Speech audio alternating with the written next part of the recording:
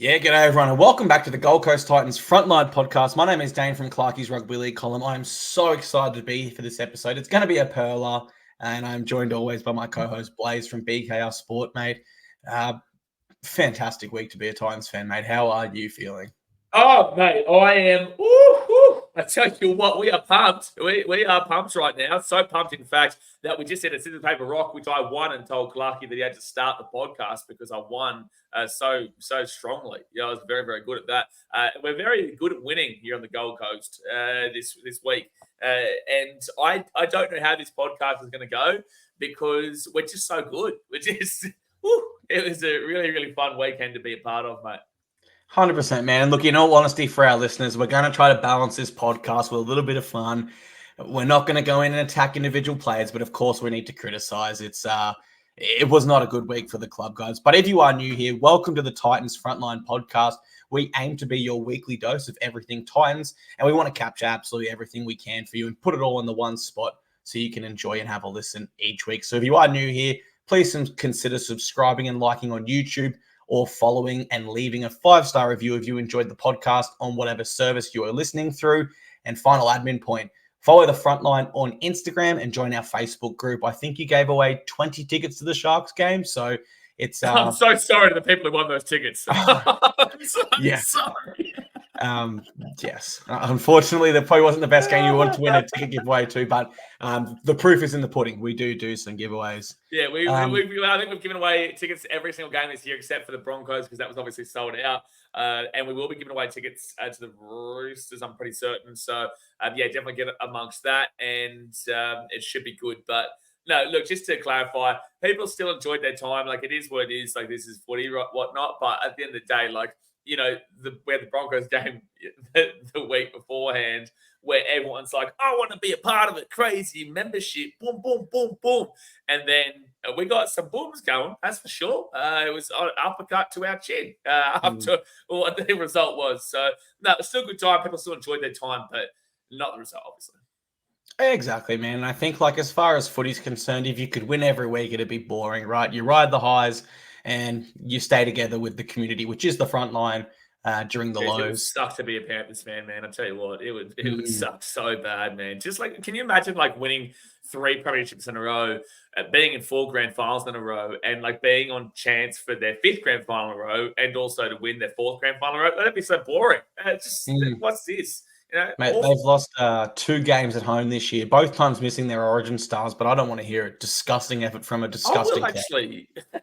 I will actually say something, though, is that with like Manchester City, and I do this comparison quite a bit, actually, to help people understand, is that Man City, for people who don't understand, are very, very good now. But back in the day, 20 years ago, they were awful. They were one of the worst teams, yo-yo club, up and down, and then got bought over, and now, you know, win absolutely everything. And myself and people that I know who have been fans throughout that longevity of the time, it actually, funnily enough, does get a little bit boring. Like, it's always happy and fun, and it's always great to see your team winning. But, you know, there's more to talk about when you lose, realistically. So, like, with Manchester City, you know, back in the day, you could talk about how poor the players were playing or how the club was not going well or financially, all this kind of stuff. But now that they're winning all the time, what do you talk about? Okay, we won the Premier League again. You know, won the Champions League. Like, the Champions League was great, but overall, I put that comparison here to the Titans and say, look, I want to win, but, you know, just also understand that there is also negatives to that because it's not as thrilling and as exciting when you win if you do it as much as you do. That's actually what really lured me to be a Titans fan back in the day, man. As some of our listeners know on the pod, I grew up in an Eels family, so I went for the Eels, and I didn't switch over to the Titans when they first joined in 2007. They pretty much instantly became my second team, where like I'd be always happy when they won. But at that stage, I was kind of happy when the Cowboys won too. Not so much the Broncos, but I liked the Queensland teams, excluding the frauds from Brisbane. And essentially, I'd go to all the Titans home games, and like genuinely, dude, what attracted me to the team at the time was like we just fought and just tried. It was it was you. It was all you, mate. Take all the credit. All right, mate, let's jump into our Titans news segment. First bit of news here, unfortunate news, actually. Niall Williams-Guthrie, she's going to miss this weekend against the Cowboys due to a hamstring strain or hamstring injury. We don't know how serious it is, but we do know her replacement now. It is Leilani Montgomery, who's played one game for the Seagulls in the Harvey Norman New South Wales Cup there, and she played fullback for 70 minutes. So how big of a loss do you reckon Niall is? Because she's very experienced for our side. Well, I think you could very clearly tell in the game as soon as she got injured that they started to target that side, and the Broncos came up trumps many times through that. Look, I think Niall Williams-Guthrie brings that experience, and she brings that that presence of the field that she can defend well and she can put a big tackle on. And she definitely will be missed. I spoke to her after the game, and it's actually good that it's only. Do you know if it's only 1 week or is it like multiple weeks? Is this just? Yeah, I see with hamstrings, mate, I don't think she'll be back next round. It's usually like 4 weeks, isn't it? Yeah, like 2 to 4 weeks, and the sooner you return, the higher rate of recurrence. I don't know for certain, but I will say if I had to make the call, I'd be shocked if she's available next week as well. I think it'll be a few weeks on the sidelines. Yeah, that's I just couldn't say miss this week as clash. I didn't know if that only meant the 1 week or whatnot, but yeah, I would assume at least 2, 3, 4 weeks, nothing more than realistically 4 weeks. But yeah, look, obviously it gives us a chance to see a debutant and mix things up a little bit because we do need to get back to what we were doing beforehand. But yeah, look, obviously Nia will be a big loss. She's a big part of the team. And in terms of Leilani Montgomery, from what I can see with her game that she played for the Sea Eagles, it was in round 3, which is I'm not too sure there. Sorry, Is this but the look, women's premiership? Yes, she had 2 tackle breaks. She made 98 meters, 68 of which came post contact, which is pretty insane. That's madness. That's like double. What? 98, 60, and 68. So she only made 30 meters without post contact. Unless there's been a mistake there. What the hell? I've never seen stats like that. But that is insane. That is absolutely insane. And she was at fullback and she made 1 tackle and missed 6. So that is a little bit concerning moving into the centers for us. But we'll be right behind her. And congratulations on getting your NRLW debut. Minor news here, mate. AJ Brimson, he got through unscathed in his return. No further complaints of that groin and was named again this weekend. Now, this is the news that I really want to focus on this week, man. Like, obviously, we've got to talk about the negatives, but I think we should really focus on this. Kieran Foran will become the first player to reach the 300 NRL game milestone whilst wearing a Titans jersey. Now, I know he hasn't played the majority of his games for us, but Foz is a Titan through and through with everything he gives for our club on and off the field. So we're going to celebrate it over 2 weeks. Of course, this week at Wollongong, that'll be his official 300th. And then we're back at home against the Roosters. And that will be where we celebrate it as a home team. Sorry, I just kicked one of my kids' toys. And to that point, there are Foz 300 t-shirts available on the Titans shop. And Blaze and I have also got some custom Foz 300 t-shirts made up, which I'm going to grab tomorrow. And I'm super, super keen for that, mate. Summarize it quickly. What does Foz mean to this club and to you as someone who's so active in the front line? Oh, perfect speaking. Kieran Foran, I love him. He's a fantastic bloke. Him and his wife, Karina, as well. They are really active amongst the community. And, they've had a hard slog in the last year, that's for sure. And it's really good to see him able to really provide such a big moment for this community, a big moment for himself and his family. And, it's going to be an amazing experience being down there in the Gong. We'll obviously both be there. And if you're not there, then as Dane just said, we will obviously have the kind of celebrations and whatnot at Cbus next week. If you guys don't know, this was actually originally meant to happen like 3, 4, 5 weeks ago, but I think due to the injuries at one point at the beginning part of the year or midway part of the year, it has obviously gone to this point. We really wish it would have been 1 game. Actually, no, it would have been bad to have the Sharks game, to be fair. But if it was 2 games earlier, it would have been that Broncos thing, which would have been fantastic. But no, Kieran Foran has been, I genuinely will say this, he has been our best signing in years. And that's inclusive of guys like Dave and guys like Tino and all these guys, because I feel like Kieran Foran has been someone who's come in and steadied the ship. And that's as a club. And that's come in and shown what he's done at Manly and been able to bring across that cultural side of things and the cultural aspect of what brings Manly. Because Manly are a team that have won a premiership every decade since their inception, I believe, or since the 80s or 70s or whatever it is. And Kieran Foran obviously won a premiership with Manly in 2011. So, he brought across that experience. He's really helped adjust that culture. He's a leader man. He's a fantastic human being. And, absolutely adore and love that he's a part of our club. And I think, to be completely honest, with that Kieran Foran, it all falls apart at our club. I think he really does set the way off the field with the standards of what it takes to not only play in the NRL, but now reach 300 games. And also, I think on field, like, he is the gel that holds everything together. If he's not controlling this side, JC isn't able to come up with the big plays. Neither is Kinney. We're not able to capitalize when our forwards are creating momentum. I think Kieran is absolutely our central chess piece. And I actually read a really great article today, mate. So I just tested. If you guys are listening right now and you're able to, Google ABC News Kieran Foran. And the title of the article is Kieran Foran's Improbable Journey Back from the Brink of a Retirement. It'll be the first thing that pops up on Google. It goes through his whole career. It goes through the struggles. It goes through a period where he played 20 games in like 4 or 5 seasons, I think it was. It goes through some of the mental struggles he had at the Eels.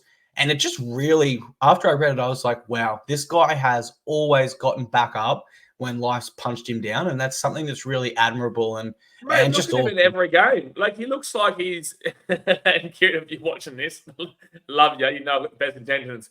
But he looks like his body is literally crumbling in front of us. Like, you can see he's limping. He's got, when we took a photo earlier this year, everyone commented about it, that he had a full ice pack for himself to take home after a game. It shows the warrior that he is. You know, he dead set looks like he is going to pass out, like his body is going to give way in the game. But he just doesn't. He works hard. He keeps on going. And then afterwards, you know, I'm sure he goes home and has a nice rest afterwards. But yeah, he feels it, man. And it's amazing to see him get to 300. And it's great for him to be the first one to do it for our club, because he definitely deserves it. 100%. He deserves it. I can't think of anyone that deserves it more. And as Titans fans and as the front line, we're so happy we get to celebrate this milestone with Kieran, and we'll both be at both games. It's no surprise for you, obviously, but for me, I suppose it is for people. I'll drive to Wollongong and Roosters too. I didn't even know. I'll be at the Roosters game also, because that's what Kieran means. No, I remember. And you're not sitting in the front line. You're being one of the corporate snobs. You've been a corporate snob up there, aren't you? Yeah. I'm not going to comment on rumors, mate. Yeah. I'm not going to comment on rumors. Corporates out there, love you, the corporates. Just not this bloke. Just not this bloke. He is a corporate snob. I'm not going to comment on rumors. What I will comment on is Moeki Fotuaika, grade 2, careless high tackle charge. So he has taken the early guilty plea and he has been suspended 1 game. So unfortunately, we will be without our only Origin rep this round, but that's okay. Our boys can rip in nonetheless. Let's kick it over to the recap side of things, mate. I'll start us off with NRLW. Broncos win 44-4. Let me start with a positive. Ngati Tokuru Arakua. Am I saying that completely incorrectly, man? Ngati Kotoru Arakua. Became Titan number 44 on our NRLW side. So congratulations to Arakua. Played great, I thought. Now onto the negatives. And I'm going to start with one before a second of play was even happening. We messed with the winning formula. We really did. And I'm sorry. Please forgive me. Jess Elliston is not a back rower. I don't believe she's a back rower. And the last time she played there was in 2020 for the Broncos. Now, I do understand Riley Jorgensen was out for this game, and she's a key piece in our side. Make no mistake there. But we do have Haley J. Ormond-Maunsell available, who is typically on our bench this year, who can cover centres and back row. And I think we would have been better off patching that edge there with Haley than we would have been taking away from our middle, because that's what we did.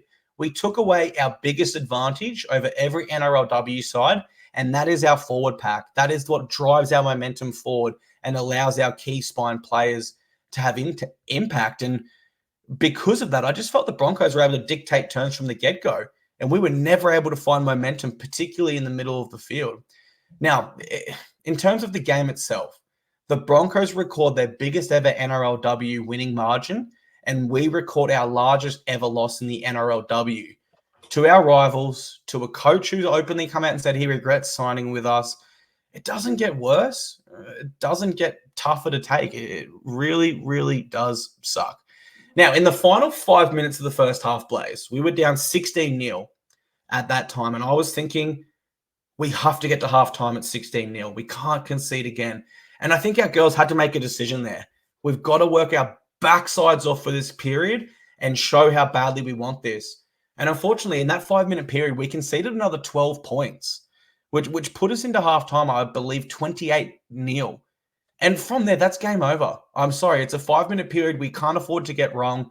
It doesn't matter if rugby league's being played by men, women, aliens on Mars. You get that 5-minute period before halftime that wrong and concede 12 points, it's going to be tough. On to the stats. They ran 700 more meters than us. They made 10 line breaks, and they dominated field position as well as their possession. Meanwhile, we missed an insane 46 tackles to their 17. We had 12 errors, and we conceded 5 penalties. We didn't even get through our interchanges. We only used 7 of a possible 10. Everything was off in this game, from our coaching staff to our players to our decisions before the game. So to say I'm disappointed, that's an understatement. Like, this really does suck, and I'm trying not to be too critical, but I'm also trying to get how I feel about it out.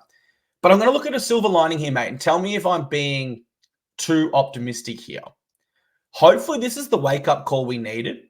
Maybe we believed in our preseason hype a little bit too much after starting 2-0. And I go back to last season, we lost rounds 4 and 5. And yes, it was to the Knights and Roosters, who are elite teams. But after that back-to-back loss period there, we didn't lose again until the grand final. So I'm hoping that's sort of the same thing that's going to happen here. And at the end of the day, whilst I am so disappointed in this result, I'm still here. I'm still proud to be a Titans fan. And I think it is what it is, mate. We have to move on. But before we do, of course, we have to get your thoughts on this game, mate. How did you see it there live at Totally Workwear Stadium? Yeah, no, it sucked. No, it was it was really bad because obviously we're going to deal with Broncos fans. Now, it was very easy, and obviously sorry to kind of compare the two, but it was very easy to get back at Broncos fans, giving it their smack talk because we went 2-0 against them in the men's game. So I just kept going 0-2 to them, and we were still above them on the ladder in the NRLW as well, right? So they hadn't won a game. So this was a real danger game going into it, that they were 0-2, we were 2-0. Maybe we started believing we were too good again, and then the Broncos were not good enough, and that we're going to steamroll them, which is what the bookies had, which is what most people had. And I don't know. I don't think that our girls are like that. Like, I spoke to every single one of them after this game. I waited around for the bus to leave and all that. I know these girls. I don't think that they were too high on their own supply, but I do think that it does come into it where they are 0-2, you're 2-0. Everyone's saying you're the best, and then you just come in a little bit underwhelming. And look, I think that this is very beneficial. This happens so early in the season. If this happens in round 8, then that's a problem. That's a really, really big problem. This is round 3, and we do have 2 wins already. And we're coming into a game, which we'll talk about in a bit, against the Cowboys, where, again, we should be expected to win that game. But we can say that. As fans, we are allowed to say that we are expected to win that game and we're going to romp them, right? But as players and the coaches and whatnot, they can't think that, because if you go in, and I say this all the time, if you go in with the mentality that you are going to win, and it's not just confidence, it is just arrogance, you're more than likely going to lose. And we've seen a lot of teams do that against us in the men's game in many years, for many, many years, where we'll just turn up out of the blue and we'll just win a game when no one thought it was possible. And I don't. It's really difficult to know if that was the issue for this one, because I agree with you, Jessica Ellison. She is a front rower. We have the best front row combination in the game, and that's not bias. That's just pure fact based off last year. Jess Ellison and Shannon Marto are both nominated for front rowers of the year, and Shannon Marto won one of them. The other one I think went to, was it Millie Elliott? No. I can't remember now off the top of my head, actually. I can't remember. But the fact of the matter is both of them were nominated. Shannon Marto got it, and Jess easily could have got it alongside it. So we need to keep that. Now, I think Riles hasn't been at her best in the first couple of weeks, Riley Jorgensen. So I think maybe she's got a little bit to work on, but she is a phenomenal talent, and I look forward to seeing her get back into get back into the game and bring what kind of damaging play that she usually brings back into it, which is unfortunately why we've had to see like Ellison move across. But again, she's not a back rower at all. She is a front rower purely, and that's just 100%. And you're right about Jay Ormond to Mornsall as well. Overall, I just think this was one of those games. It was one of those games early in the season. We thought we just maybe it is right. Maybe we did just think we're going to win this game. Maybe we just thought it was going to be the case. And I was happy with Ngata Kotoru Arakua's performance as she debuted. You can't really blame her. I don't think that anybody was great, but I do think that overall she came on and debuted, and you can't blame a debutante, that's for sure. And overall, it's sad to see that Lauren Brown couldn't get any more Dally M points, but I think that we need to go back to the drawing board and recognise that this was just a 1 week thing, but also let's go back to that winning formula so maybe not go back to the drawing board, but just go back to the winning formula that we know we can win with. 100% agree with that, man. I really, really do. And I suppose I'll offer another silver lining. The fact that we trialed Jess Elliston at back row so early in the season and we didn't have to trial it in like round 9 or 10 where it could be super risky, right? We now know that experiment's over. We don't need to try it again. And on Riley, I do agree with you. Her form has not been the best to start in the opening 2 games. But I remember she had to withdraw from the Maroons under-19s game because of an ankle injury. That's the injury. And she was in doubt to even play round 1. So maybe she just pushed herself a little bit too early to return. But I've got no doubts that she's still an elite back rower in this competition, mate. I will say, though, as well, that firstly, it's not an insult Riles, but also, secondly, I wouldn't say that our forward pack throughout the first 3 rounds in general, yes, we've won the Tigers down, and yes, we won the game against the Dragons, but I wouldn't say our forward pack has been fantastic attacking-wise. Against the Tigers, that first half, our forward pack kind of got rolled a little bit. Second half, we dominated. But the first half, we got rolled a little bit. First game against the Dragons, we were like, well, fine. But again, we should have won by more. Maybe now that brings it into perspective that we should have won that Tigers game by more. And we definitely should have won that Dragons game by more. I don't think it's to do with I do think there's partly to do with the backs, but I think our forwards do need to stand up and be that damaging attacking team that we have been in the past. Because defensively, Georgia Harrison made a bucket load of tackles. We still did a whole bunch of, good things in regards to defense for the first 2 games. But just that third game, it was just really, really poor, and we could just never get on top of it. Mate, that's actually a really great call. I didn't even consider that until now. But yeah, you are right, because I remember in the Tigers game, we said in the recap that, to be fair, our starting forwards weren't actually at their best. It was our bench forwards of Clark and Parisi who came on and made the difference. So maybe the coaching staff looked at that and thought, probably a chance to adjust and try Elston at the back row because it's not as effective at the moment. Or maybe it was evidence that, hey, we're already struggling in the middle, or not at our best in the middle, rather. We can't afford to change it. So whatever happened. But I think I speak for all frontline members when I say let's close this book right now. Leave that one in the past. And I can't wait for the next topic. Yeah, I can't wait for the next topic because let's close that one. Hopefully the next topic's great. Let's open another chapter in this book. It's the NRL recap, guys. Woo-hoo. We lose to the Cronulla Sharks 44-0 in a game where we were not only favourites, but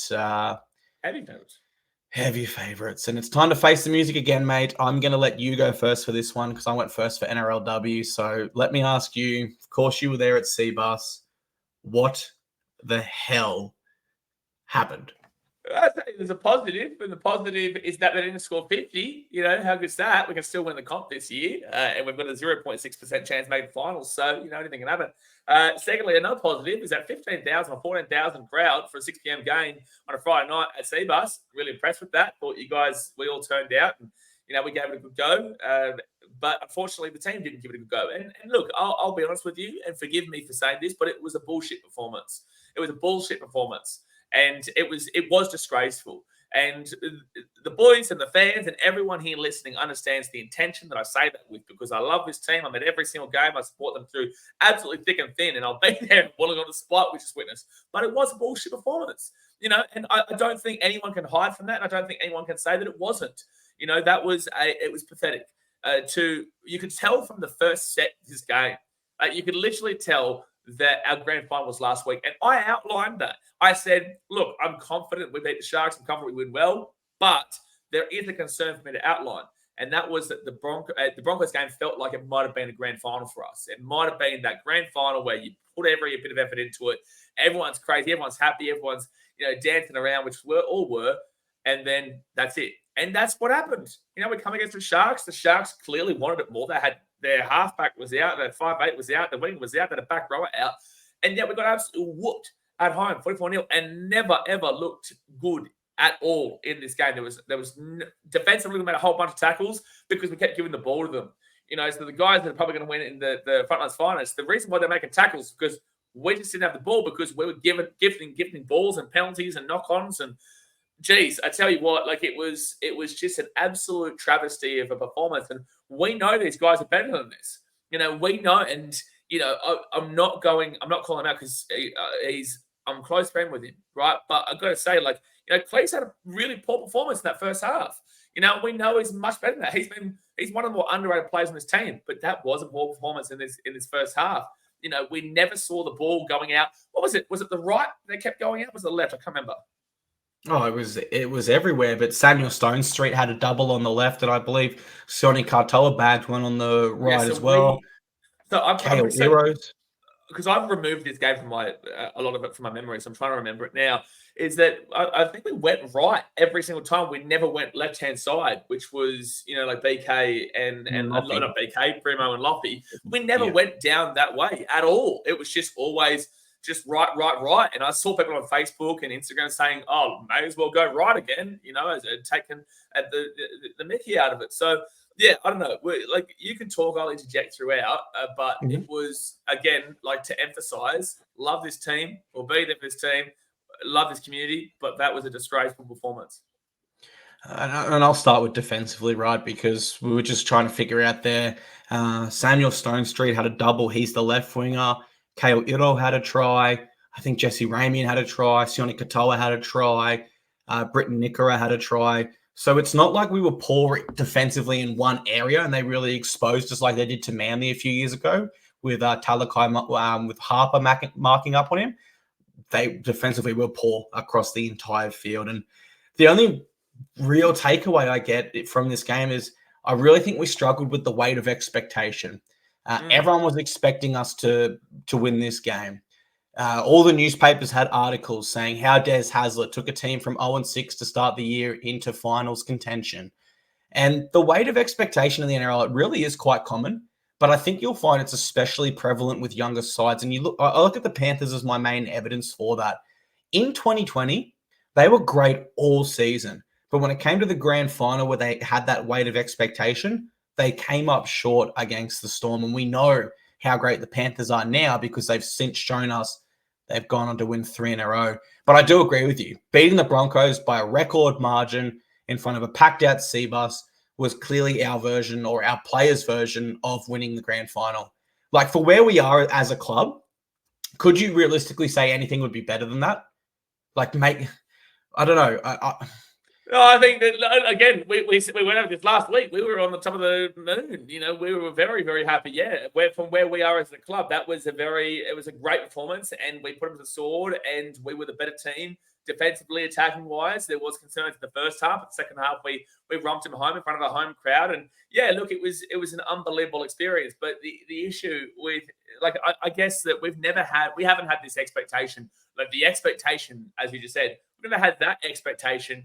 I would honestly say since 2010 days, 2016, we didn't really have that kind of expectation on our shoulders. Maybe Jared Hayne, when he came, there was a lot of expectation on the club to succeed. And we got to the finals. We had to rely on the Tigers getting thumped by the Rays on the last week of the regular season. But, there was that expectation. But it was a different expectation. That was revolving around one player. 2021 just wasn't. The expectation wasn't there because we had a team of battlers who were just doing well and just trying to pick together whatever we could.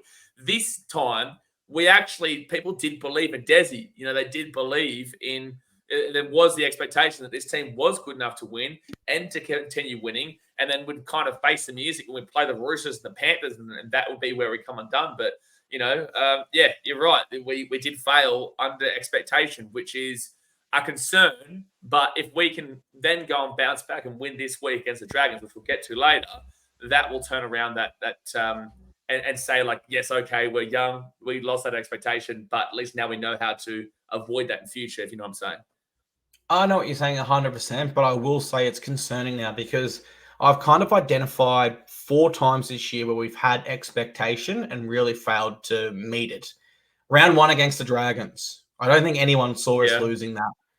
We then had a bye, and we had round 2 against the Bulldogs, and we all kind of thought, all right, bye. Foran's back, or I'm not sure if Foz was back, but he was expected to be back. Des against his old club. We didn't meet that expectation. Then we go on versus... Yes, and Tino did his ACL, like it got worse somehow. Then we go to Leichhardt, and we go against a Tigers side that had won 2 games all year. We absolutely dominate them attacking-wise in the first 20 minutes or so and fail to back it up. And then this game... I wouldn't say Tigers, I'd say Rabbitohs, because that was after the Broncos went at Suncorp and we were going into a Rabbitohs team who were last at the time. So I guess you could I'd put Rabbitohs and Tigers together. I'd say they're the same because they're right next to each other, so I may as well put them together. But yes, add the Rabbitohs in. Good call, because the thing they shared in common was when we met them, they were in last place. And then, of course, this week against the Sharkies. Now, there are glimpses throughout the season where we have great wins, but there wasn't a layer of expectation. No one expected us to beat the Broncos twice. No one expected us to beat the Sharks the first time in Coffs. No one expected us to only lose by 2 points to the Storm. These are all games we played so well, but there was just no expectation. So we played a little bit more free. We looked a little bit more natural. We took a few more risks, and ultimately we played better footy. And I've just had a thought that coincides with this. Is that we've had, so because of that expectation, I think that if we hadn't have gone 0-6 and we hadn't lost so many games early in the season, and I think we spoke about this last week, and I spoke about this with Mike Garrett's dad and just a whole bunch of people around the club, is that because we lost those games so early in the season we were always chasing. We were never on top of the season. We were always having to chase this season, which is what we demand, as a club, as players, as fans, everyone, that we fix for next season, because we cannot go 0-6. Otherwise, I'll look at it and I'll say our season's done already. Because at this point, you can tell that with the fact of the expectation, it was also met with the fact that we still had a lot to chase. So we had to keep on winning. So I actually do, in a way, like, you can't forgive it because they were the ones who went 0-6. But you can also understand a young team with that expectation mixed in with the fact that they had to win every single game from here on out. And it had to do it against the top 4 Sharks team, fighting for their top 4, mind you, because the Dogs would have gone above them if the Sharks lost this and the Dogs won theirs, which they did, obviously. So the Sharks were fighting for it. We had to play the Panthers later on the season, who were probably still going to play for a minor premiership. The Roosters, who were still, fighting for that top 4 spot to stay above the Sharkies and whatnot. There's a lot of things that went against us, and that all starts at the beginning of the season. It all starts back then. So, yes, a lot of expectation, but I think that there are so many things that culminate in this. If we had have been 2 points out of the 8 or just on the edge of the 8, this game probably goes a completely different story, a completely different scenario. But because of that early start of the season and the struggle against, 2 points against Manly, 2 points against the Storm, a robbery in Canberra, the Dragons game, the Bulldogs game, the Dolphins game, all those have impacted this game, in my personal opinion. Definitely agree there. You know what? I'm going to say this as well. That was the Sharks' best game this season. We just so happened to be up against them. Like, that was their best game. And ironically, that was their most comprehensive game. Their best win was obviously beating the Storm in Melbourne with only Daniel Atkinson. But it is strange for the Sharks where they didn't have that. He's obviously a good player. Daniel Atkinson, he played in this game too, That's it, man. In both of their great wins with just Daniel Atkinson as their half, their best win would be the Storm in Melbourne, which is interesting because there was no expectation for them to win, missing Nico and Braden Trindle. And then against us, we had all the expectation as well as the favourites, and they had none, and they put together another brilliant performance. So the next side that meets the Sharks when they're down on troops, I'll honestly be tipping the Sharkies. They do turn up. I could also see the Sharks losing this week. Like, yes, they were fantastic. They were the clearly better team in this game. But you could tell in the first set they wanted more. They were running hard. But, they played this week against the Knights. This team is very up and down. And I'm not going to get into a conversation about the Sharks realistically. But, I just feel like, they were well and truly on for this game. And, look, guys, come back to this. I could see the Sharks win by 50 against the Knights, which would be great for us, mind you. But I could also see it well where, they put every bit of effort, not their grand final, but they put every bit of effort into our game to really kind of solidify because their for and against now is fantastic. They don't have to worry about the Bulldogs as much as they did. They don't have to kind of really emphasize as much. So I could easily see that them being a real kind of up and down team still. The only thing I really wish was that Sharks game was before our Dragons game. It's we're Sunday 2 p.m. there, Sunday 4 p.m. I believe. Yeah. I would love to see them play the nights before because then I'd have a better gauge on how I expect us to go against the Dragons. What I mean by that is if they restrict the Knights to 0 points or low score like they did to us and blow them off the park, then I'm like, okay, Sharkies have found a real patch of form here. But as you said, if they lose to the Knights, then I'd be like, wow, that loss sucked. It stings even more now. But we won't know, unfortunately, until after. Onto this game specifically, mate, I agree with you. From the first set, you could tell something was wrong because the way the Sharks rolled up the field so comfortably and the way we were just stuck. Our average set distance in this game was 34 meters. So if you think like you're coming off your own in goal, we only just got past the 30, and that's averaged across an entire game. Mate, they were making 60. The Sharks are making 60 nearly every set. Comfortably, mate. Like even if we're start our set on halfway, 34 meters gets us in position for an attacking kick on the last. That's it. Like it was a really bad game in terms of our intent in our leg drive and our hit ups. The Sharks just looked so comfortable. What also disappointed me was that we just had no answer or response. It didn't matter how many tries they scored. It didn't matter who they scored them or it didn't matter where they scored them. We were just stunned and stuck in our own end. And I go to the sin bin period, which was the 70th minute. And of course, the game was over at that stage. No one would debate that. But against the Cowboys earlier this year, in the midst of our 0-6 run, when they had a sin bin in Chad Townsend, we actually scored 3 tries in that period and really came alive. Of the year. It was, and we played Titans footy. And did the Broncos have a sin bin? I think they did, right? No, we had sin bin, Keanu. That's right. Sorry, I was going to say in that sin bin we turned it around, so that was a bad example. It was ironically the opposite. But I swear we've been not too bad whenever we've had players against a sin bin this year. I can't remember a real poor period, but this was a poor period because nothing improved, even in the final 10 minutes. We were mentally broken, which sucks to say because we did that to another team in the Broncos only 1 week ago. We looked shell-shocked. We didn't break their line once. They had 5 line breaks to our 0. And I think the NRL statisticians are being very generous, only giving the Sharks 5 line breaks. I certainly thought there was more. What else can we break down, mate? We were beaten to the punch in every single area of rugby league. We rocked up a little bit complacent. I think even the players might agree. And we got what we deserved because the Sharkies are a top 4 side. And they rocked up with the attitude of, hey, these guys beat us literally a month ago in our home ground. Well, not home ground, but our home, venue. Let's stick it to them. No one's tipping us here, guys. We're the top 4 team. No one wants to tip us. No one believes in us. Bookies have us as underdogs. These guys have already beat us once this year. We were $1.46 favourites. Oh, it's bad. But I will say something that we haven't mentioned here is that Craig Fitzgibbon absolutely outcoached Des Hasler in this game. Desi is our guy. Desi is our coach, and I believe Desi is the better coach. Don't get me wrong. But I do think that we've come into this game and Craig Fitzgibbon has outclassed as he has in regards to the way that he's coached this outfit. Because, Blake Brayley was said to be playing in the 7 and Atkinson the 6, but Atkinson ended up playing the 7. Blake Brayley was still the 9. I don't even know what McInnes was probably still 13, to be completely honest with you. Who was playing their 6? Because at the ground, we didn't know. It looked like McInnes was floating between a lock and a 6 on telly. Because Atkinson definitely played that 7. So, it's room for them to think about what happens with Nico when he comes back. But, I think that Craig Fitzgibbon clearly outclassed our club in this game. So, again, I don't think Craig Fitzgibbon's a better coach than Desi, but I think in this game he was.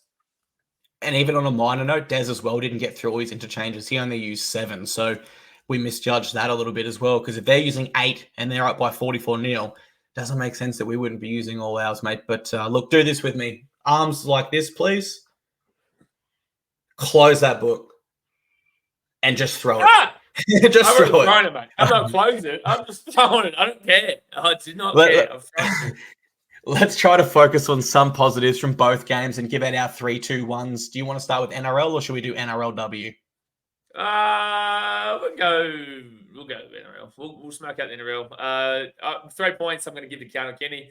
I think that, guys, you've got to recognise in these 3-2-1s here that everyone's got their faults in this performance. Everybody has got their issues in this game. But again, Keanu Kenny, 31 runs for 202 run meters, 50 post-contact, 3 tackle breaks. Also had 3 offloads in this game, 3 tackles made. Obviously 6 missed tackles, right? So he did miss a few tackles, but so literally every human being on this entire team in this game. So, and also if Keanu's having to make the tackle, guess what? It's more than likely because he's broken through the line because somebody else missed the tackle, and it's just unfortunate to say. So, yeah, look, I think that Keanu definitely had his fault in this game. He slipped over a bit. He held the ball a little bit too much, but I also think that comes down to the the demons that he faced in that Tigers game where he didn't know whether to pass it or didn't know whether to hold it and would literally do the wrong decision every single time. So I think that's an issue that Keanu, and I know his family, they're so awesome, their family. I love their family. They really help him through this and really help him understand. And, Keanu is a really humble kid who understands that he does need to, work on some things. And look, I still give him my 3 points. And I think that he was the best player on the field on this day. I'm going to give Keanu my 3 points as well. He had 31 runs. That's, I believe, the most of any NRL player this year. I certainly remember covering games where like Teddy and Dylan Edwards up around the high 20s. But I don't think I've seen 31 yet this year. And if I'm wrong, please let me know, guys. I would say the only person that has topped it, if someone has, would be a Dylan Edwards. But 31 runs, mate. Keanu's effort couldn't be questioned. He didn't always make the right decision in this game, but his effort was there. And that's probably more than what we can say for some players, unfortunately, mate. Who's going to get your 2 points? This is where we start to get very, very tough. Very, very tough here. Look, I'm going to... Yeah, I am going to probably go on a similar trajectory, and I'm going to go to the defensive side here, and I will say Sammy Verrills gets the 2 points here. 58 tackles is monumental. Had the 4 missed, but again, when you're making 58 tackles in total and missing just the 4, that is an incredible whack there. Again, we need to understand as a club that Sam Verrills isn't really an attacking hooker, right? He ran 30 metres for 4 runs, which... Look, I don't think anyone's really a big fan of, to be completely honest with you. But with that being said, he makes up that absolutely when it comes to the defensive standing points. So, yeah, 58 tackles for just the 4 missed is really, really good stuff. And you could clearly see on the day that he was just, filthy strong in regards to the defensive output. And it's a weird one with Sam because I always looked at him as more of an attacking hooker. I He agree. certainly appeared that way at the Roosters. Jake Friend would do the defense and he'd be the attacking hooker that would come I thought on. he was really balanced. Yes, but I would probably lean more towards the attacking side of the Roosters, but I also think that look at the Roosters team that he had at the time. But yes, I think that he was an incredibly balanced hooker there. That's fair. I suppose the version of a purely attacking hooker would be like a more Tommy Starling, someone that's always scooting, always active. But Sam Verrills gets my 2 points as well, mate. As you said, 58 tackles. It's a big effort in the middle. In terms of his run meters, whilst they are low, I will say in his defense, it's not like we ever had momentum in the middle where scooting was like viable, trying to catch them offside or catch the markers out of position. It just wasn't the game where he was able to scoot. So I'll give Sammy my 2 points. And who's going to get your final point? Yeah, I think my 1 point's going to be the same as yours. Chrissy Randall, in the 34 tackles made, 1 missed. There's just nobody else who really kind of jumps out at you and says, hey, listen, I've had a fantastic game here. Like, Davey got to make way more run meters than he made there. Our entire 4-pack realistically needs to have way more in regards to the meters here. But I'll tell you what, though, Jimmy Jolliffe coming back from injury, 91 meters from 11 runs. You take that. He, fun fact for you, has the most meters, second most meters behind Moe, 121 for Moe. But Jimmy had 91. Then you got Josie Pahulu, who got 73 from 9 runs. You've got, who else is there? You've got Isaac Liu with 64 meters. Cleese Haas, 76 meters. David Feeder, 85. Aaron Clark, 84. So, all the forwards really, really lackluster in this one. But good on Jimmy for getting to that 91. But, yeah, I will go Chrissy Randall again. He was one of our better defenders in this game, that's for sure. 34 tackles, just the 1 missed. And, I will give it to Chris. No, you know what? I'm going to give it to Jimmy Jolliffe. 91 meters. 91 meters. And 33 tackles for 5 missed. Yes, he needs to go and kind of fix the tackling, but everybody did, man. So, yeah, I'm going to give it to Jimmy Jolliffe for the 1. So, first game back, I'm giving him a point again. I wouldn't be shocked if Dave Fafita had the best attacking stats on our team, right? And I can understand if people wanted to give him the 1 based on that. But I just thought he got caught in the ruck. No, in terms of fantasy score, I'm guessing he was up there as one of our highest. In terms of fantasy points, Sammy Verrills had 58, which was our highest. Yeah, well, I guess, yes, okay, Dave Feeder was second, 54, but that's mainly, I guess, with the 5 tackle breaks that he had. But that's realistically the only stat that he had, or 2 offloads. 5 tackle breaks and 2 offloads, pretty much the only stats that he had. And I just saw so many times in the ruckman where he was stuck there. One really bad example was when he made the tackle. They were attacking our try line. He didn't get up to get to marker. Then he gets up sloppily and makes a play at Blake Brayley's arm, and they score right in the gap that he should have been on Brayley and then shifting to that gap. So I got to go Chrissy Randall for my 1 point, 34 tackles for 1 missed. And yep, let's leave that in the past. Let's go to NRLW. It was tough to find 3 players, guys.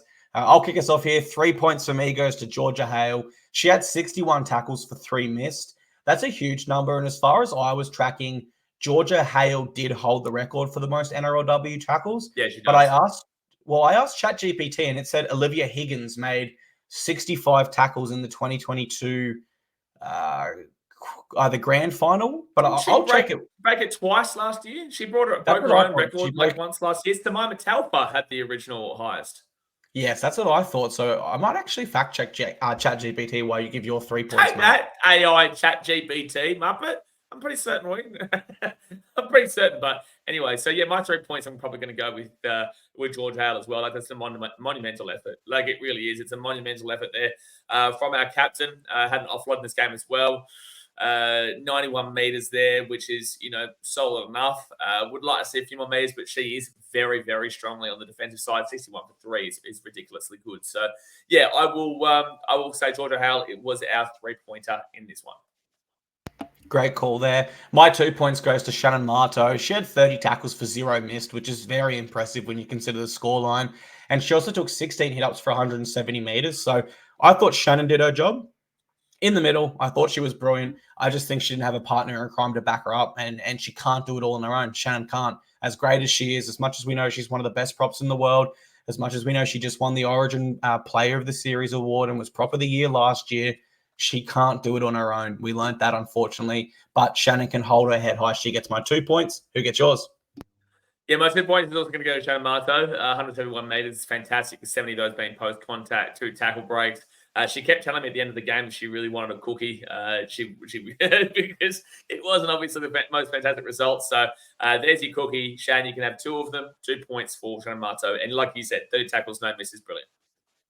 Mate, absolutely love it. My 1 point's going to go to Lauren Brown. She did score our only try, and I genuinely did feel she was trying to create as our halfback. Like, she was trying to create opportunities, but with no momentum up the middle, it was just really tough for her. And there just wasn't many opportunities to attack, I thought. So I thought Lauren tried her best with what she was given, and she's going to pick up my 1 point. Who's going to get yours? Yeah, so this is actually the first difference that we've had throughout these 3-1s with the men's and women's. I'm actually going to go with Shaylee Bent. And this one, she was one of their highest. She was our second highest in regards to fantasy points. But look, she 84 meters with 32 post contact, had a line break, which you don't see many attacking stats from anybody in this game. The only other ones are Chapo with 1 line break, Evania Politi, 1 line break assist, and 1 line break assist for Lauren Brown, obviously with that try. But yeah, look, I think Shirley Bent did what she needed to do. Wasn't obviously fantastic in the attacking department, but defensively, 29 tackles for no miss and only the 1 ineffective, which is very similar to Shannon Marto there. So I think that if you're conceding 44 points and you're tackling 29 times and you're missing 0 tackles, I think that really needs to be, a big shout out there. So yeah, I'll give Shales the 1 point. And I'll tell you what, man, I have just looked everywhere to see that record that ChatGPT supposedly came up with, and I can't find it. So ChatGPT, you're a lawyer. Let's move on from this. We didn't have 3, 2, 1s, but ChatGPT, I can't even speak right now. You suck.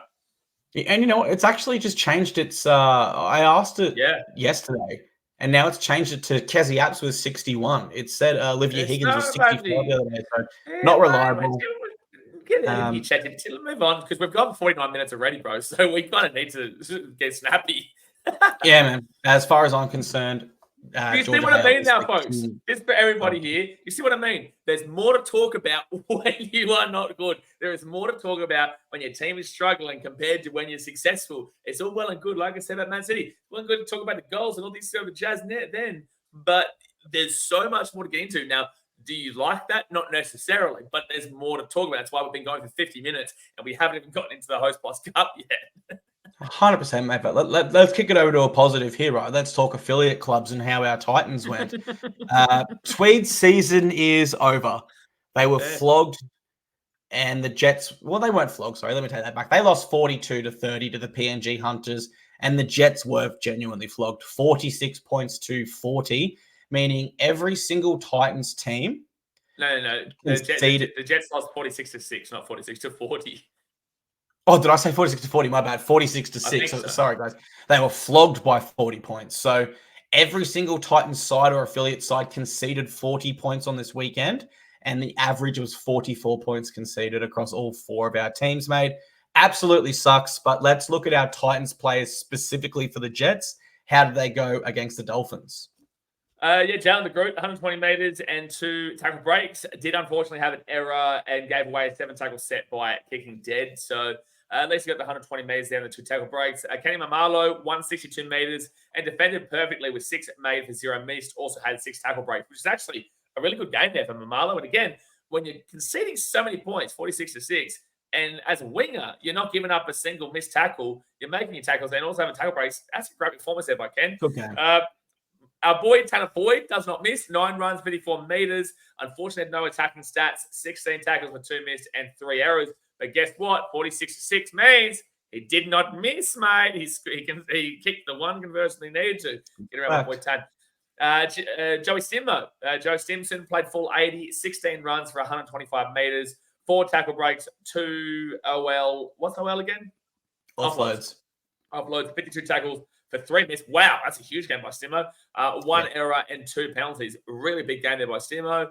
You got Ryan Foran, played the full 80, 9 runs for 80 meters, 41 tackles for 3 missed, 1 error and a penalty. Arama Howe played full 80, 13 runs for 90 meters, 6 tackle breaks, 2 offloads, 21 tackles and 2 missed. So, Arama is still starting to really try to limit those missed tackles that he's had so frequently throughout the year. But I would say for the most part, our individual stats, the majority of these have done pretty well. I'd say, unfortunately, Tanner's not had a great game there. But Ken, and neither maybe to group, but still 120 meters. But Ken Mamalo, Ryan Foran, Arama Howe, and the big Joey Stimmo, they've had good games.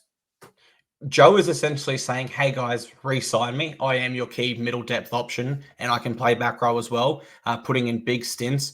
Ryan Foran, I believe that's the most tackles he's made in a Queensland Cup game, so that's awesome for him. And Arama Howe, look, he still has the attacking stats there of the tackle breaks and the offloads, but I do agree with you. I'd like to see him tidy up his defense a little bit better. Here is how our Tweed Seagulls players went, guys. Carter Gorton, now he moved into the 6 for the first time, and of course he scored again. That's 3 from 3 for the big fella. He had 15 runs for 83 meters, a line break assist, 1 try assist, 6 tackle breaks, and he did have 11 tackles for 1 missed with, unfortunately, 4 errors.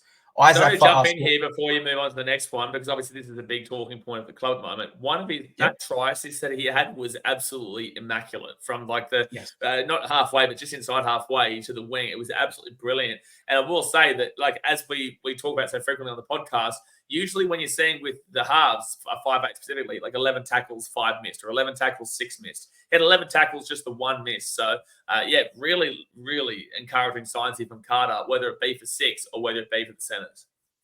100% agree there, man. Like Ezra Mam, I'm sure a lot of people would consider him an elite attacking 5'8". I think he averages I think he averages 5. So across a whole season, that is, there could be games where he defends really well, but yeah, they're up there, the elite halves. Even JT used to top the missed tackle counts in the NRL when he played. Isaac Fa'asur Mala'awi, he started at prop and played 49 minutes. He had 12 runs for 78 meters, 2 offloads, 14 tackles, and he only missed 1. Jacob Alec Winke was at back row. He played 71 meters in his home country. He had 6 runs for 50 meters, no attacking stats, 26 tackles for 4 missed, and he did have 1 error.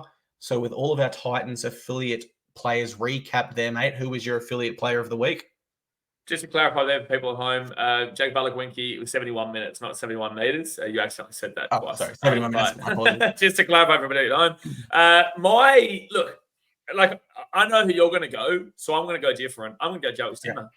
I'm going to go big Joey Stimmo. It's fantastic. 52 tackles for 3 missed, 4 tackle breaks, 2 offloads, 125 meters. Brilliant. I know you're going to go Carter, but like that's big numbers for Stimmo. That is big numbers. So really, really good stuff there by the big dog. And, it's not the first time Stimmo's put up those sort of numbers this year in reserve grade. Like, he is showing that if we do have an injury to our middle rotation, he's ready to come in. because you take away, that's an 80-minute performance by Stimo where his team conceded 44 points or 46 points, and he only missed 3 tackles out of 52 made, and he had over 100 meters. So if you say, hey, Stimo, give us that quality over 20 minutes rather than quantity, he's going to give it to you off the bench for sure. For sure, he will do that for us. But yes, I'm going to go Carter Gordon. Now, I will say the 4 errors is concerning if you're looking at it purely. I'm not sure how to phrase this, but let me say this. No, like he's going to Papua New Guinea, man. That's a tough place to go. Exactly. And let's not make the grading criteria too high because he has excelled in another sport. Let's not mark him too harsh. Yes, he had 4 errors, but in his first ever game of rugby league in the halves, he set up an incredible try, scored himself, defended really well, kicked really well, and had some other great attacking stats there with offloads and tackle breaks. So I think Carter Gordon is my player of the week. Ladder update, Tweed fall to 12th, Jets remain in 14th. Next week, Tweed have the bye, so we will get the 2 competition points there, which I think theoretically we could still play finals, but we need a lot to go our way now. And Saturday, 3 p.m., Burleigh host our Ipswich Jets here on the Gold Coast. Alrighty, mate. Let's go NRLW preview time. We're against we don't have to think about the negativity anymore. How good. We can move on from losing, and we can talk about how we're going to win. How good. Absolutely love it. So we got the Cowboys, 12:45 this Saturday. So we will be able to enjoy this game without it overlapping with any other games. It'll be a standalone, which is awesome. And Cowboys, we're at their home ground, mate. Let's start with the team list changes. So, of course, Niall Williams-Guthrie is out and unavailable. So Leilani Montgomery, who we previewed a little bit before, she comes in. Riley Jorgensen is back, so she resumes at back row, which pushes Jess Elliston back to prop. And Leica Clark returns to the bench. And Martikino Gray debuts, mate. She was my rookie of the year. I understand you had a chat with her after the game, mate. How excited are you for her debut? Yeah, it's funny, actually. So we were talking after the game, and I was like, how long do you reckon until you get in? She's like, I'm knocking at the door. I'm nearly there. And it's funny because the correct answer, and I said this for last night on Instagram, I said the correct answer is 5 days. Yeah. 5 days, and you're in. Really, really chuffed for her. Obviously played under 19s for Queensland this year. And it wasn't a great performance there by Queensland overall, but she is she's a beast. Last year she played, I think, in the under 19s and killed it. So, overall, Martikino Gray is going to come in and really help out with that fourth rotation. And look, I think that, did you ask me another question in regards to this? Oh, in regards to Leilani Montgomery, I'm not too sure about her. I haven't seen a great deal from her, but obviously, we've got the team around her to really pull through. I agree. And I actually, looking at our bench rotation, mate, obviously Lily's going to play hooker. Clark and Parisi are going to play prop. I wonder if we'll be using Martikino Gray in a back rower capacity to give Riley a rest. Shaylee's typically a 70-minute back rower. Riley, not so much at this stage of her young career. And I actually think Martikino Gray has like a similar build to Shaylee Bent, tall, athletic. And I think she could easily play back row as well as prop. So interested to see how Karen and our coaching staff use Martikino Gray in her debut. All right, I'll kick us off with my preview, mate. And my first question is around our mental state. Now, last year, it did take us 2 games to explode and get it right. Of course, I'm referencing the Roosters and the Knights losses, which were back-to-back. One was at McDonald Jones, one was at Cbus. I am hoping that's achieved in 1 loss this year, but that is optimism, right? Because there's no evidence to suggest that will occur. Other than what I can say is we are a different side to when we lost those 2 games last year, and we have improved a lot. So my optimistic part does tell me we can fix it in 1 game this year around. We both have a shared opponent with the Cowboys. That's the Dragons. We won by 8. They won by 4. But in their game, they conceded 34 points to the Dragons, where we only conceded 10. So I do think we should have won by a lot more in that game. We dominated the Dragons. We did. It was almost like I was just never worried. No matter how close that score got, I always knew we were beating them, and I think the girls knew that as well. So I actually look at this game with an opportunity to really strike here early. And, this is a defense that leaked 34 points against the Dragons. And I think our attack's better than the Dragons. So I think we can strike early here. On average, the Cowboys are leaking 23 points in their first 2 games. Now, of course, we do average similar to that because we were just beaten by 44. But if we can all agree in the front line that we can move on from that game, and we believe we do, that number becomes 11. So it's, more than half of that of which the Cowboys are conceding. We also score more points on average. And keep in mind, we only scored 4 against the Broncos. So that average got really hurt there as well.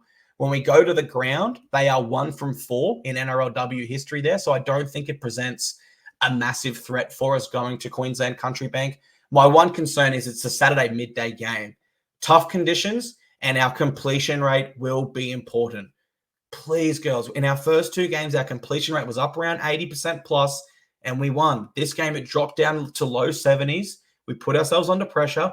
And if we do that at midday on Saturday in Townsville, we will put ourselves under a lot of pressure. So we need to get our completions right in this one. And I think our middle forwards will take care of it themselves with Jess back there in the prop position. All things considered, I've got us winning here. I think we'll be fine. It comes down to our completion rate, our intent in the middle, and how Lauren's able to manage that momentum once we get it. And I believe she will absolutely be able to do that. My only concern is any lingering demons. But if there isn't any, then I feel comfortable tipping us to win by double-digit margin, mate. I think we can win by 10 all the way to 20 plus, if I'm absolutely honest. How do you see this one when you break it down? I think that this is a necessity to bounce back and bounce back well, because the Cowboys are a team that I have in the bottom 2 this year. And I think most people have in the bottom 2 this year overall, bottom 3 maybe at best.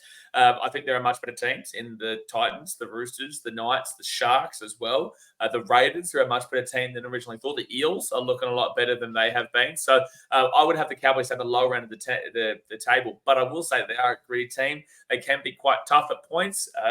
We've actually got a few players who used to play for them.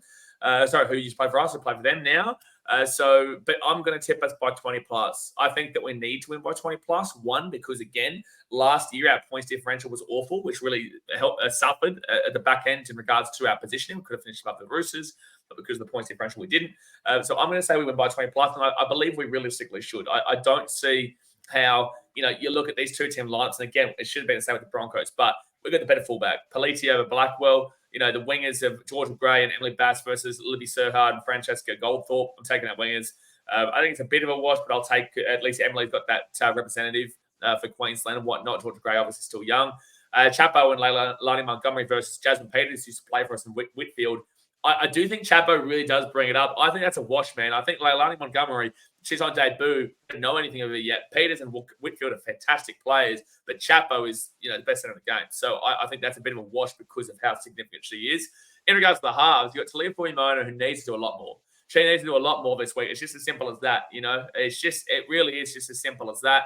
She's got to turn up and she's got to go hard and really prove herself, because it unfortunately hasn't been a great 3 games. And that Broncos game, unfortunately, was pretty poor. I think she's New South Wales representative. She can play brilliantly, and she's got Lauren Brown there. So I give our halves over to Tallulah, Tillett, and Kira Dibb for sure. And then you go to the front row forwards, starting to start. Marto and Ellison win every battle against every team. Manselman versus Brayley Nardi. I do probably give that to Manselman, but I think they're very, very equal as well. But I'll probably lean with Manselman. Back rowers are China Palada and Tiana Rushstrand-Smith alongside Riley Jorgensen and Charlie Bent.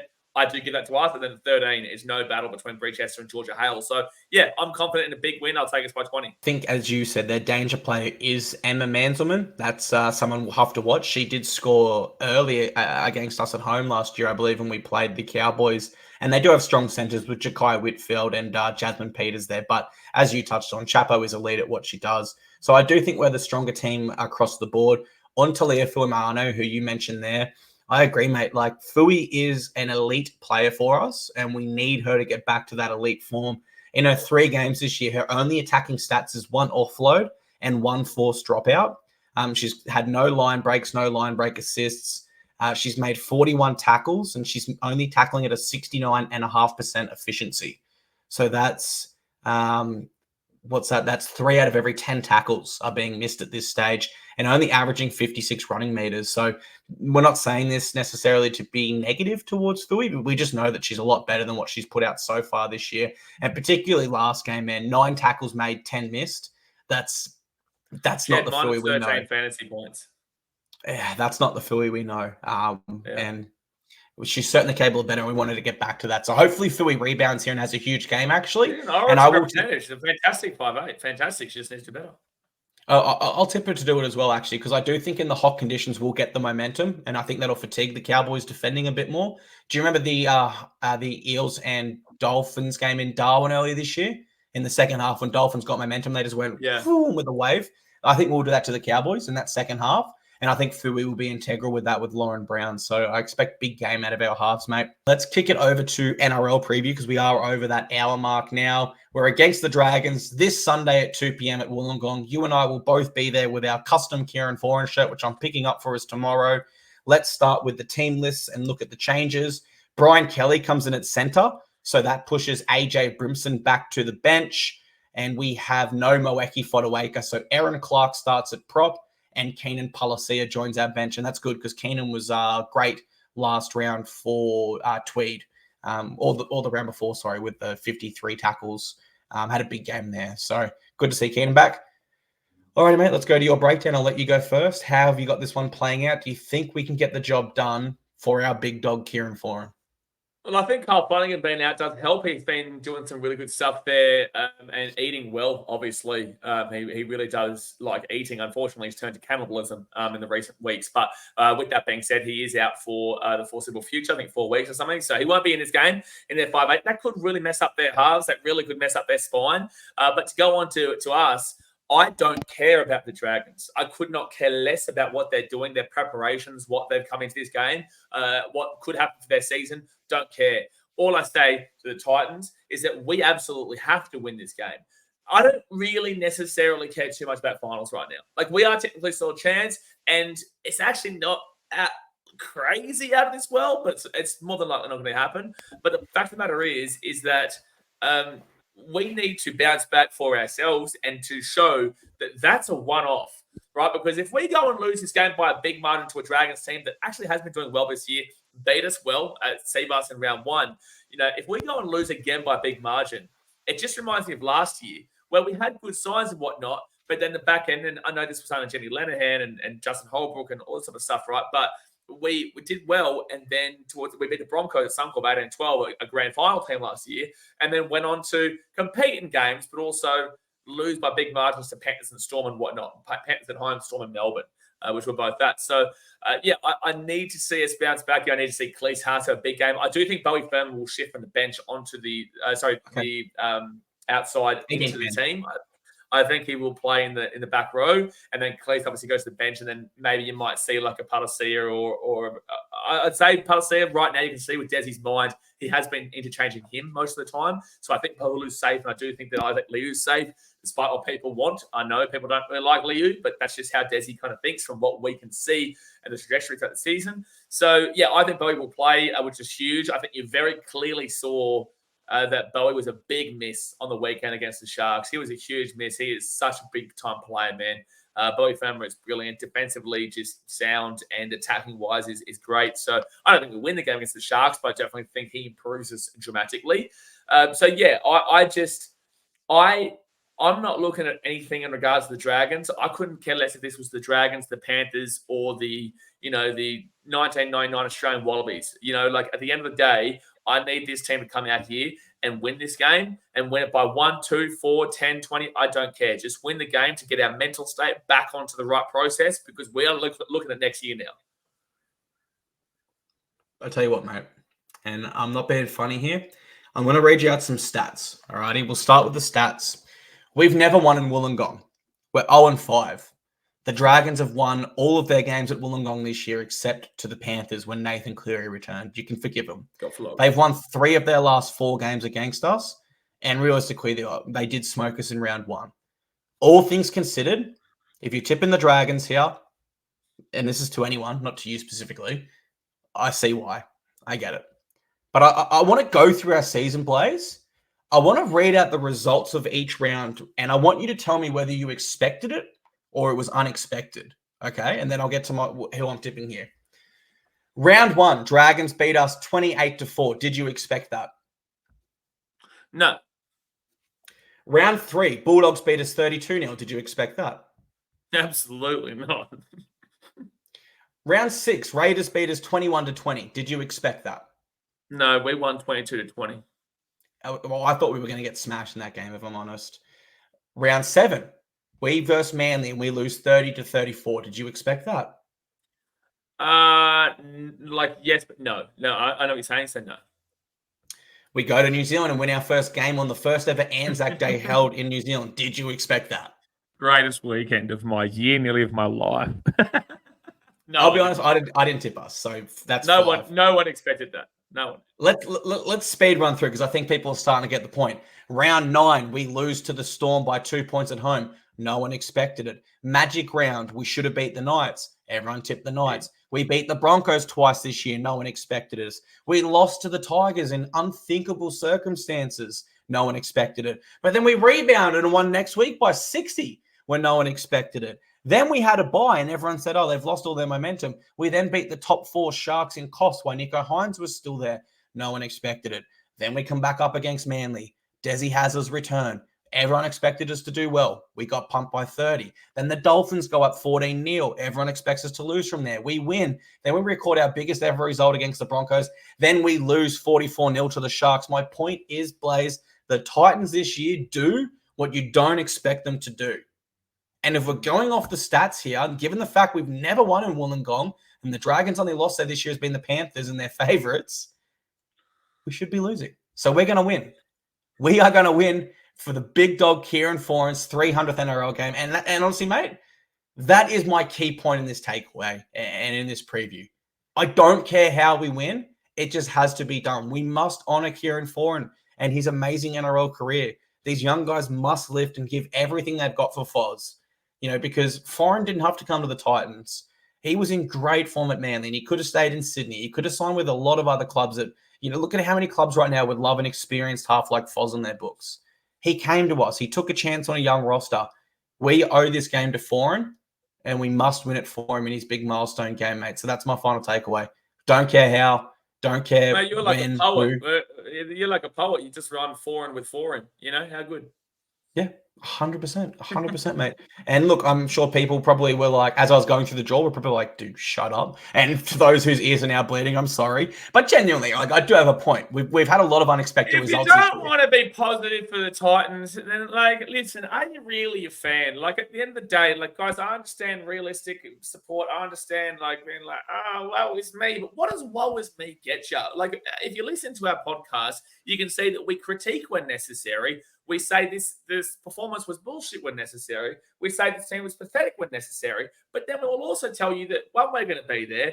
One, we also think they can be better. One, this was, there's a positive here. There's a positive there. There's a positive everywhere. You can find a positive in every single negative.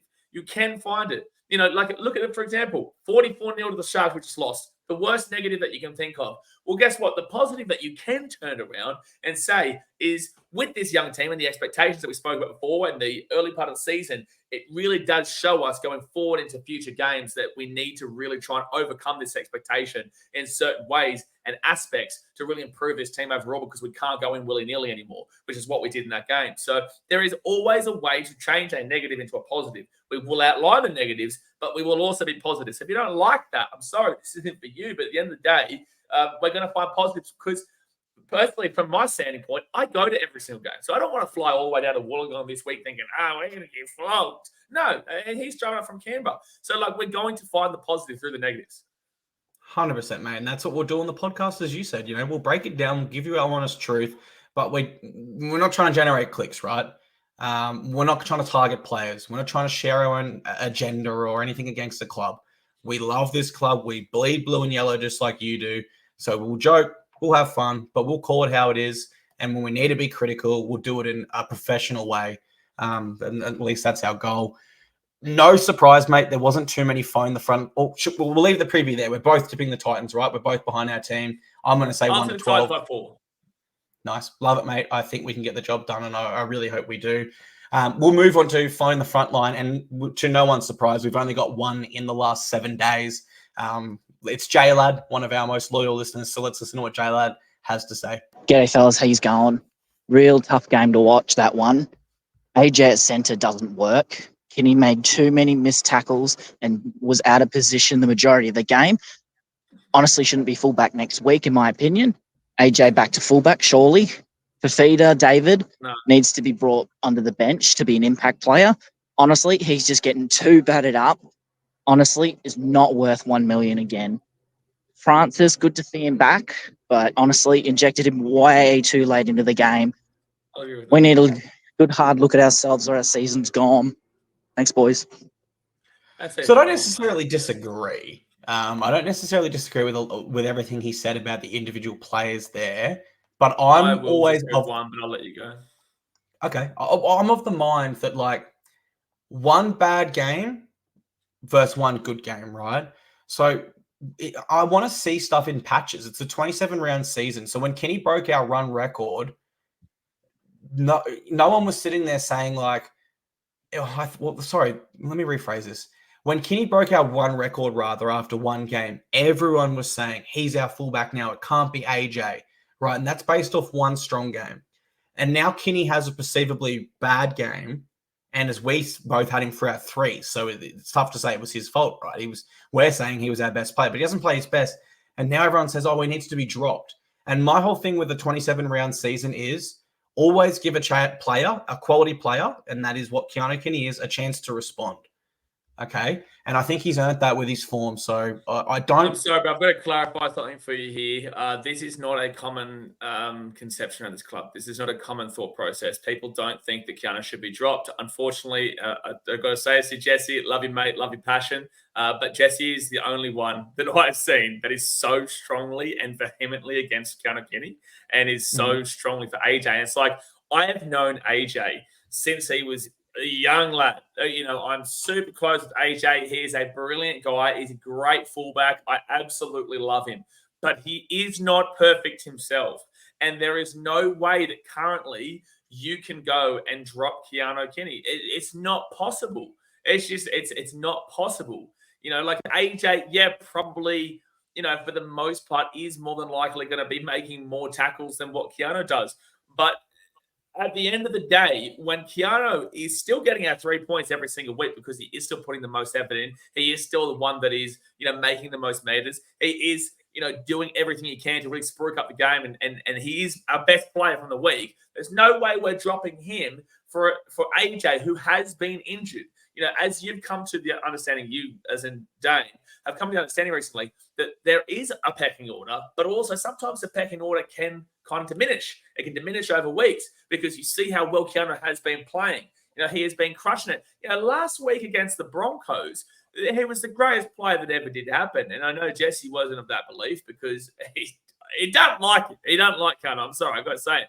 But like at the end of the day, again, it's great for his passion and whatnot. But at the end of the day, AJ has his defensive weaknesses as well. It's probably a little bit stronger, but you cannot drop Keanu right now. It's not possible.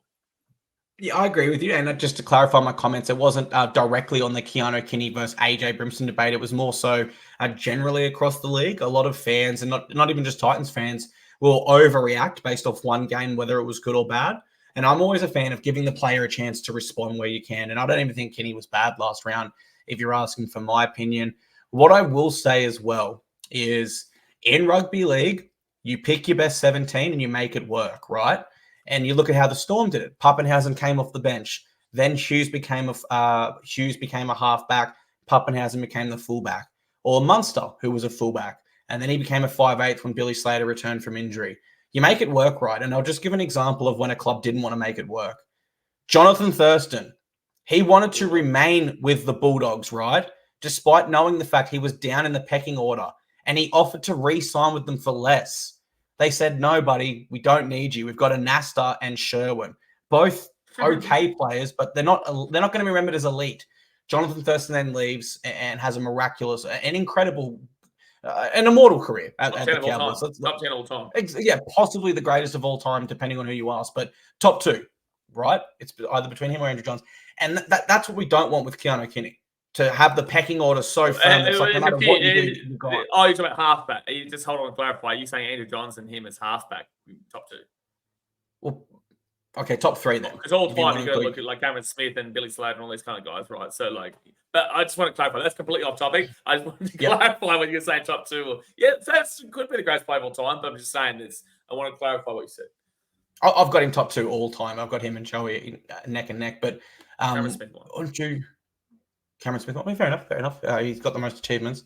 But yeah, what we don't want to do is have the pecking order that firm and rigid where it's like, sorry, Kinney, no matter what you do, AJ is always going to be the fullback, because then we lose Kinney and he could go on to be a Jonathan Thurston. You just never know, right? And so whilst the pecking order needs to be firm from a respect standard, unfortunately for AJ, he's been injured one too many weeks, and Keanu has taken that fullback spot at the moment based on exceptional performances where he's single-handedly won us games. He's broken the run records, and against the Broncos, he had one of the greatest games we've ever seen in a Titans jersey. So he's won that right, in my opinion. Who do you think is the New Zealand fullback? Options, well, RTS would be getting on a bit too old there. It would be between Chance. It would be Joey Manu if he does return from rugby union. But as it currently stands, and let's say he doesn't return, I would prefer Kinney at fullback. And if I have Chance in my side, I'd have him at centre.